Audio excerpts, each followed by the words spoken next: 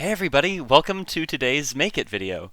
I'm Warren, I'm a maker educator at Kid Museum, and we're going to be going through the Protect the Popsicle challenge.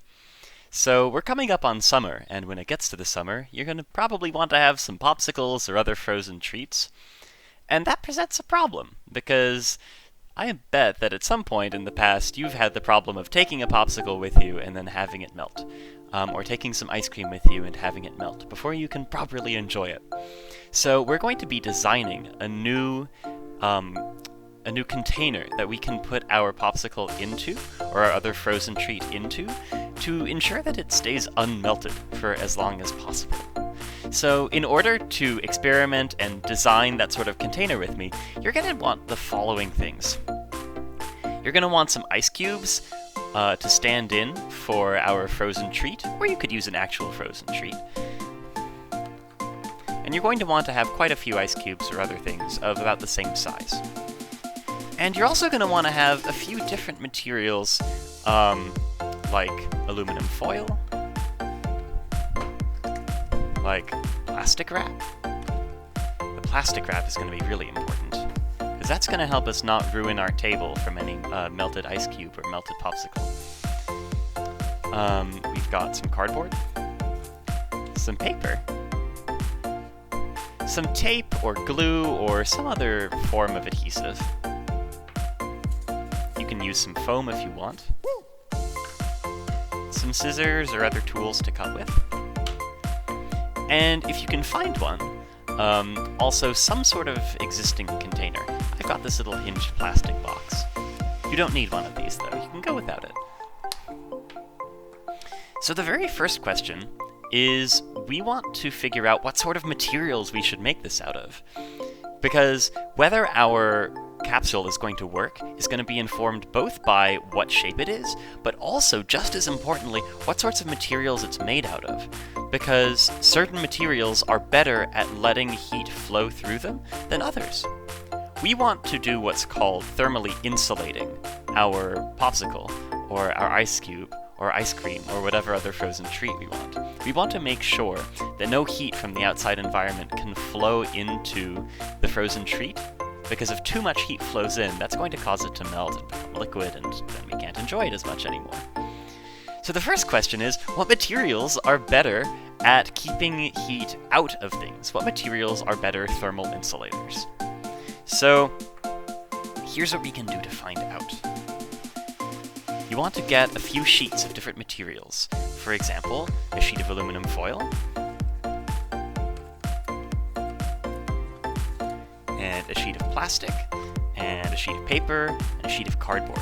So I'm going to go ahead and get those ready now.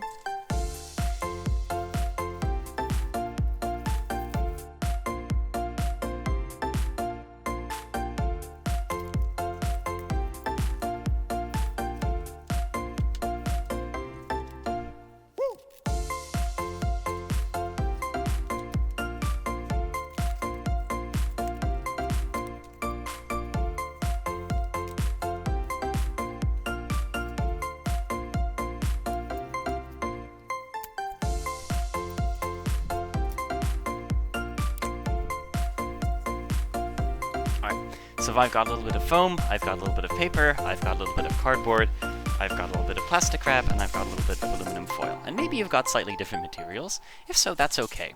But one thing you really want is plastic wrap. And the reason is, we want to protect our table from any melted ice cube or melted frozen treat.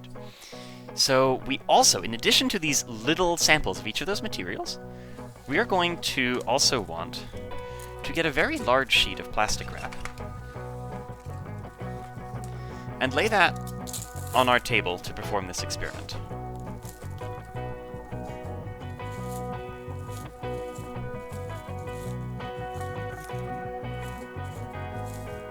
Okay. So what are we going to do in this experiment? We're going to, using this large sheet as a protector, keeping our whole experiment inside of this large sheet, we're going to take our other smaller sheets, lay them across it,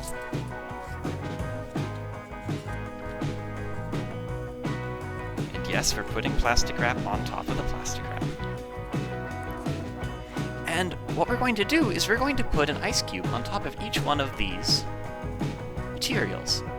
And we're going to watch and see which ice cubes melt the quickest, and which ice cubes melt the slowest. And before you do this, I have a question for you. Go ahead and touch each of these materials for a moment. Feel how warm or cold each one feels. Now, each one of these materials is at room temperature. They're actually at the same temperature right now.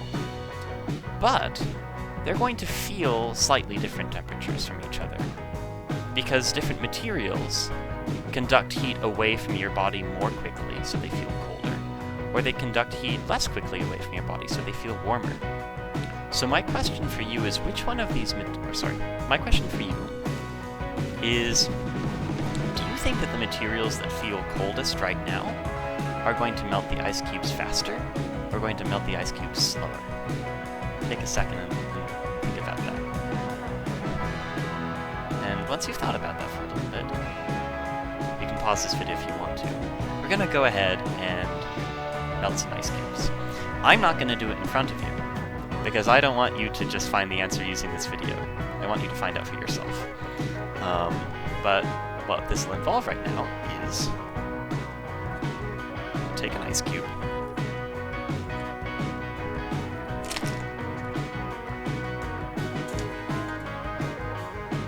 and put one onto each of our materials.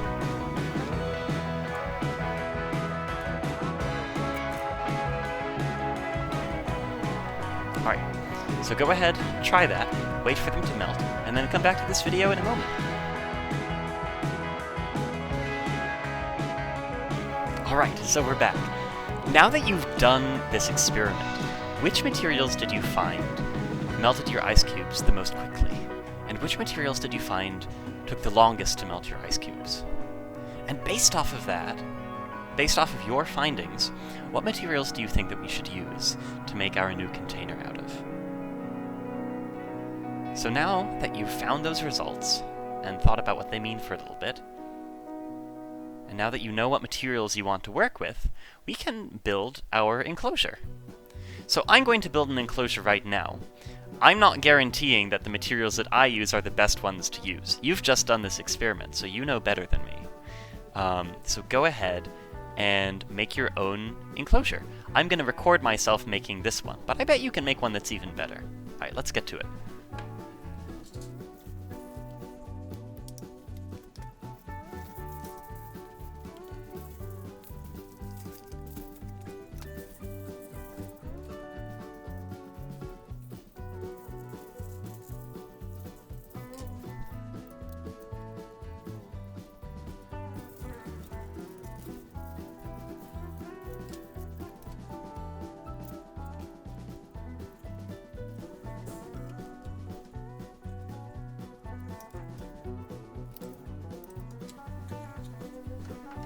And here's another good question for you to think about while you add materials to create your enclosure. Do you want to add materials on top of each other? Like if I took this piece of cardboard, would I want to place it on top of the existing material? Or would you like to line up objects sort of in parallel with each other? So in parallel would be, instead of putting this cardboard on top of this aluminum, I would take some cardboard and maybe put it side by side with this aluminum. And it's up to you which one you want to do. And which one do you think will be a better choice for this? You want to put multiple materials side by side with each other in parallel? Or do you want to stack multiple materials on top of each other, which we call in series?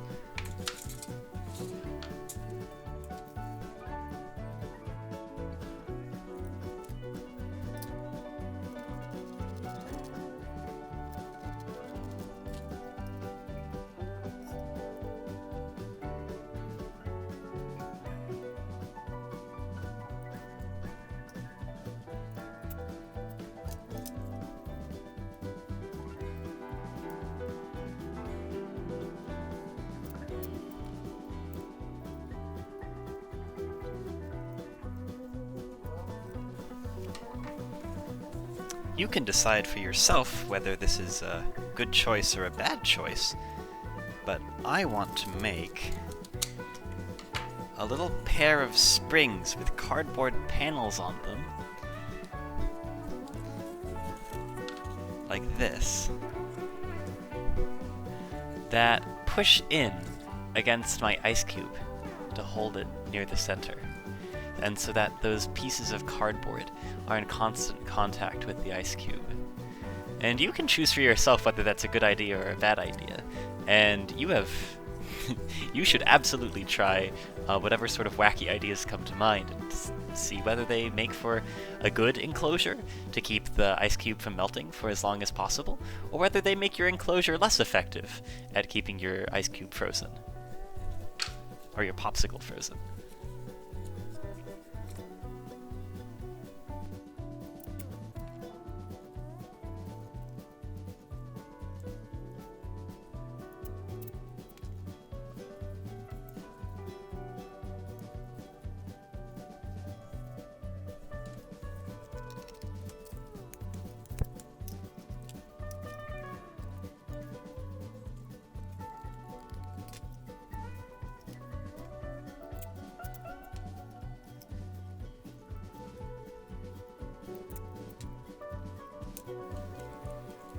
Okay, so here's my enclosure.